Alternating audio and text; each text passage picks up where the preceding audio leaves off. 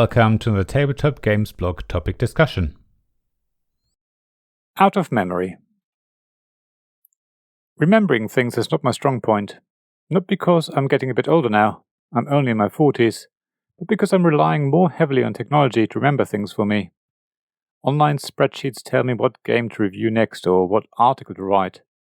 Oh, speaking of which, articles are made in advance and then scheduled in, along with all the related social media messages, so no, I don't need to remember much. Maybe that's why I don't like memory elements in games, but let me use this article to go into this in a little more depth. So, I used to play memory a lot when I was little, and then again with our daughter when she was little, or my nieces when they were young. Yes, I'm talking about the quintessential game with a memory element. Memory, if you don't know it, is a game where a certain number of tiles are face down, and you have to turn over 2 tiles at a time, and if they match, you get them, but if they don't, then you have to turn them face down again. The game ends when all pairs have been found, and whoever has the most wins. It's really simple, but gets harder the older you get.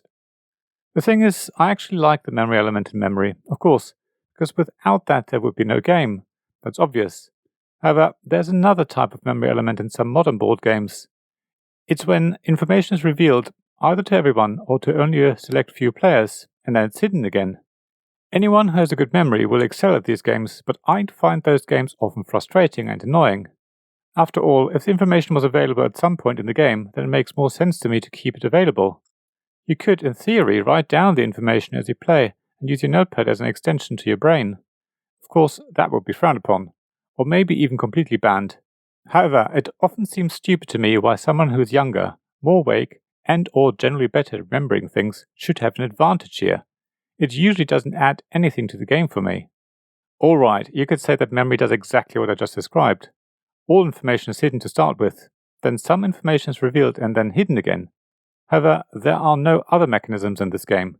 If you allowed everyone to write down what the revealed tiles were and what position they were in, then it would become a game of pure luck. Whoever got to turn over the most pairs would win, so yes, in memory you do want the memory element. What I'm talking about are games that have plenty of depth and interest and where the memory element really isn't necessary, but ends up being a very important, if not the decisive part of gameplay. You basically can't win unless you can remember the information as it is revealed. That's why I like games such as Oath, where there's hidden information, and when a player is allowed to peek at that information, they don't have to remember it. At any point during the game, after they have already peeked at that information, they can look at it again as often as they like. So, yes, you probably want to try and remember the information so you don't have to keep looking at it again, which would get very annoying for other players. But if you can't remember it, then there is nothing stopping you from refreshing your memory. To me, that's the perfect approach for the game, and I would have hated it if the rules had told players that they had to remember the information they gleaned. On the other hand, I do love the memory element in Dune. No, not the deck builder, but the tokens on a map make pacts that you will definitely break. Backstabbing is the expected version that Gear Force 9 reprinted last year. Or maybe it was the year before, I can't remember now. Anyway, in Dune it's so much fun when you desperately try and remember the single most important piece of information you gained 3 turns earlier, but have now forgotten, because the battle on Arrakis is heating up, and you need to stop the guild from winning, but the Bene Gesserit, who had previously pledged their absolute loyalty to the cause, decided to slowblade you instead. In Dune, the memory element is crucial, but there isn't a huge amount to remember. It is manageable, or would be, if there wasn't so much else going on all the time. That's what you get when you try and invade a planet that's constantly changing. I also enjoy the memory element in trick-taking games. I suppose it's not so much of a memory element, or at least it's relatively limited. The more you play a trick-taking game, the easier it is. Some people say it's about card counting, but that's not actually true.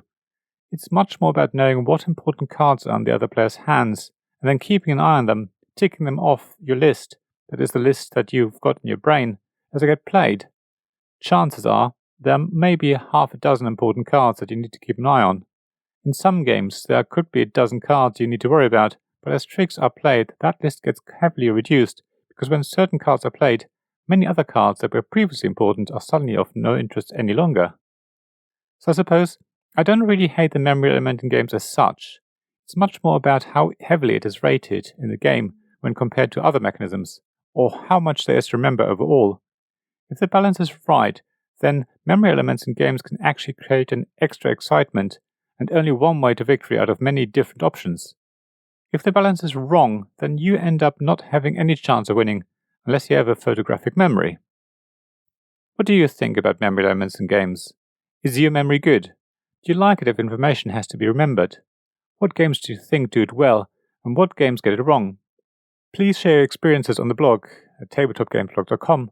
I'd love to hear what games you think use the memory element to great effect. Thank you for listening to this Tabletop Games blog topic discussion podcast.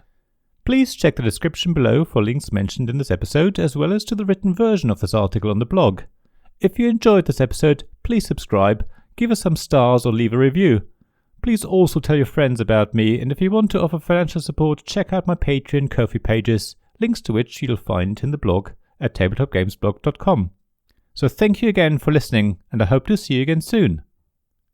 This podcast was made possible by the generous help of my Patreon supporters.